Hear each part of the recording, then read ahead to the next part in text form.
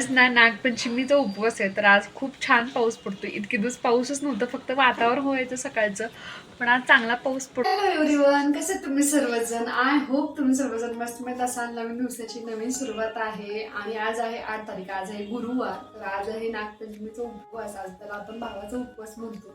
तर आज उपवास आहे माझा आणि उद्या आहे 9 तारखेला नागपंचमी. पण आमच्याकडे कसं अगोदर आदल्या दिवशी त्याचा उपवास पकडतात. प्रत्येक ठिकाणची पद्धत वेगळी वेगळी आहे. काही जण नागोबाची पूजा करूपर्यंत उपवास पकडतात, तर काही जण दिवसभर उपवास पकडतात आणि संध्याकाळी सोडतात, तर काही जण दुसऱ्या दिवशी सोडतात. म्हणजे आमच्याकडे तर अशी पद्धत आहे. म्हणजे कोल्हापूर साईडला आम्ही लहानपणापासून हा उपवास करतो. तर भावाचा उपवास म्हणतो आपण ह्याला. तर आज त्याचा उपवास पकडलेला आहे आणि आता मला फक्त नागोबांची पूजा करायची आहे. कसं आमच्या लहानपणी गावाकडे कसं व्हायचं की कुंभारका असायचे, तर ते नागोबा आणून द्यायचे आम्हाला. तर इथे तर मला काही नागोबा मिळाले नाहीये. एका काकींना मी विचारलं कुंभार गल्लीमध्ये जाऊन, तर त्या काय बोलल्या की करून घेतो बोलल्या, पण कसं वातावरण पावसाचं असल्यामुळे वाळतील नाही वाळतील, पण म्हटलं नकोच, ते आपण जे अवेलेबल होईल आपल्याला तर त्याची पूजा करायची आहे. तर ते मी काय घेऊन आले बाजारामधून, ज्याच्यामध्ये 4-5 फोटो आहेत देवाचे, तुम्हाला दाखवतो. त्याची पूजा मला आज करायची आहे. आणि लाह्या सुद्धा काल बाजारामधून घेऊन आल्या. आमच्या लहानपणी कशी आई लाह्या घरी बनवायची, ज्वारीच्या लाह्या घरी बनवायची. आणि एक तर लहानपणापासून या सणांची फार मजा वाटायची. गोबाला आधी दूध वाहायचं, मग ते भिजाणे असेल तर ते भिजाणे वाहायचे, परत लाह्या वाहायच्या आणि मग त्यांना वस्त्र वगैरे आई करून घालायची, कापसाचं वस्त्र. आणि मग त्यांना हळदी लावून त्यांची आरती करायची. आणि मग जो आपण नैवेद्य केलेला असतो, लाह्यांचा नैवेद्य, भिजाण्यांचा नैवेद्य आणि दूध हे नागोबाच्या पुढ्यात ठेवलं जायचं. तर आज सुद्धा मी तसंच करणार आहे. सेम आईच्या पद्धत जसं आम्ही लहानपणापासून केलं सेम त्याच पद्धतीने करणार आहे. लाह्या तर मी घेऊन आली आहे, काही जण अशा लाह्या घेऊन आले त्यांना. आणि आता मला पूजा करायची. फक्त इथे जी काल मला अशी प्रतिमा मिळालेली आहे देवाची, तर आता ह्याचीच मी पूजा करणार आहे. तर इथे बघा, नरसिंहाचा फोटो आहे देवाला, नरसिंह देवाचा. इथे नागोबा, हे पण जीवत्या म्हणतात त्याला. आणि हे बुध आणि बृहस्पती. मी हे खरं तर पहिल्यांदाच पाहिले नगरमध्ये आल्यानंतर. मागच्या वर्षी सुद्धा पाहिलं आणि ह्या वर्षी सुद्धा पाहिलं.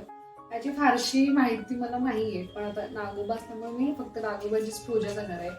कसे आपण प्रथा पाळू, पण त्या प्रथा आपल्याला शेवटपर्यंत करता आला पाहिजे. त्यामुळे ज्या प्रथा आपण पूर्वापार करतो किंवा ज्या मी आतापर्यंत करतेय, तर तेच मी इथून पुढे कंटिन्यू करते. नवीन नवीन सणांची माहिती तर घ्यायची आपण, पण जेवढं आपल्याला शक्य होईल तेवढंच आपण करायचं. आणि आज सुद्धा उसळ करायची आहे हरभऱ्यांची. हरभरे वगैरे उकडून ठेवले, धपाटी सुद्धा करायचे, दही सगळं करणार आहे उपवासाला. आणि अगदी मी पूजा करते आणि मग तुम्हाला मी नैवेद्य दाखवते मी काय काय केलेलं आहे ते. पूजा करूया सगळ्यात आधी आणि मग बाकीचं सगळं आपलं आवरूया. बाजारातून जी प्रतिमा छोटीशी मी आणली होती, तर त्याचं इथं मी असं पुठ्ठाला एका लावून तात्पुरते घेतलेलं आहे. परत ह्याची छोटीशी फ्रेम मी तयार करून घेणार आहे. आणि इथं पूजेची सगळी तयारी करून झालेली आहे. जास्त काही नाही, जेवढी मला शक्य होईल, अवेलेबल होईल तेवढंच मी केलेली आहे. इथं मी वस्त्र करून घेतलेलं आहे, लाह्यांची माळ करून घेतलेली आहे. परत नैवेद्यामध्ये लाह्या, भिजाणे आणि दूध ठेवणार आहे मी. आणि आता इथे मी प्रतिमा ठेवलेली आहे, तर त्याला आधी हळदी कुंकू लावून घेतलं. त्याच्यानंतर मग जे मी वस्त्र तयार केलं होतं, तर ते वस्त्र इथं मी लावून घेतलं. आणि मग त्याच्यानंतर लाह्यांचा जो छोटासा हार तयार करून घेतला होता, तो सुद्धा लावून घेतला, दीप लावून घेतला. आणि त्याच्यानंतर मग त्यांची पूजा करून नैवेद्य दाखवला. आपल्या मनातील मनोभावे पूजा करून घ्यायची आहे. छोटंसंच का असे ना, आपण जे करतो ते मनोभावे केले ना, तर ते मनाला फार आनंद होतो त्या गोष्टींचा.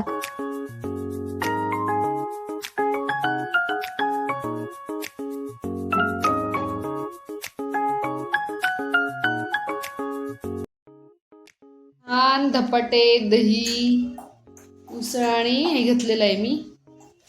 माझी छानशी देवपूजा झालेली आहे आणि छोटीशीच केलेली आहे, जसं मला जमेल तसं. जसं आई करायची तसं, फक्त नागोबे नाही मिळाले. पण जी प्रतिमा होती तर त्याची मी पूजा केलेली आहे वस्त्र वगैरे घालून. आणि याच्यामध्ये एक पदार्थ कमी पडला. आई नेहमी बनवायची, तिला ज्वारीच्या लाह्यांपासून मुटके बनवायचे, गोड मुटके. ते ना आम्हा सगळ्या भावंडांना प्रचंड आवडायचे. तेव्हा आई कसं करायची की ज्वारीच्या लाह्या घरीच तयार काढायची.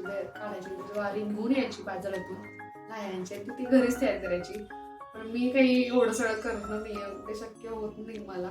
त्यामुळे मग मी लाह्याच काल घेऊन आले बाजारातून. आणि आई ज्वारीच्या लाह्यांपासून ते मुटके तयार करायचे, गोड मुटके. ते खूप छान लागायचे. नेक्स्ट टाइम मी प्रयत्न करेन ते मुटके करण्याचा. आणि आता भूक लागली, देवपूजा झाली, आता भूक लागली, आता ते खाऊन घेते. आणि उद्या उपवास सोडताना मला बनवायचे पूर्णाची कानुले, आमच्याकडे कानुले म्हणतात, इकडे काय म्हणतात मला माहिती नाही. लहानपणापासून गावाकडे वाढल्यामुळे नागोबाचं वारूळ कसं असतं तर ते सगळं पाहिलंय, पण ते नगरला आल्यानंतर ह्या सगळ्या गोष्टी मिस होतात. म्हणजे माझ्या आजोळी झोके बांधायचे झाडाला, तर ते झोके खेळले जायचे. मजा असते या सगळ्या सणावारांना. आणि असंच आज सकाळी स्क्रोल करत होते तर एक छोटंसं गाणं त्याच्यामध्ये मला दिसलं, ते मला वाटलं की म्हणावं आपण. भले माझा आवाज कसा असू दे, तुम्हाला आवडेल नाही आवडेल, पण मला ना ते खरंच खूप छान वाटलं. म्हणजे लहानपणापासून आम्ही गावाकडे वाढल्यामुळे वारूळ वगैरे कसं असतं हे सगळं पाहायला मिळतं. अजूनही खेड्याकडे वारूळ वगैरे आहेत. गाणं कसं आहे माहिती का तुम्हाला, मी सांगू का कसं आहे ते. माझा आवाज कसं आहे आलं तर ते प्लीज समजून घ्या बरं का तुम्ही. मला ना असं फार एक्साइटमेंट वाटते. आणि ही जुनी गाणी जी आहेत ना ती कुठंतरी अशी परंपरागत म्हणजे माहिती पाहिजे या गाण्यांची सुद्धा. आम्ही लहानपणापासून कसं आहे गौरी गणपतीची गाणी सगळी गाणी प्रचंड आवडतात म्हणायला सुद्धा, किंवा ऐकून त्याचे फेर धरायला. तर ते गाणं कसं होतं माहिती का नागपंचमीचं. चल ग सये वारुळाला वारुळाला, चल ग सये वारुळाला वारुळाला, नागोबाला पूजयाला नागोबाला पूजयाला, ताजाला ह्या वेचायला ताजाला ह्या वेचायला, हळदी कुंकू वाहायला हळदी कुंकू वाहायला, चल ग सये वारुळाला वारुळाला, नागोबाला पूजयाला नागोबाला पूजयाला. चलो एवढं छोटंसंच मला तुझ्याशी म्हणून दाखवायचं होतं. तर आपला ब्लॉग इथेच मी आता एंड करते. तर तुम्हाला माझा छोटासा ब्लॉग कसा वाटला नक्कीच कमेंट करून सांगा. जर तुम्हाला माझे व्हिडिओ आवडत असतील तर व्हिडिओला लाईक शेअर आणि चॅनलला सबस्क्राईब करायला विसरू नका. Bye bye.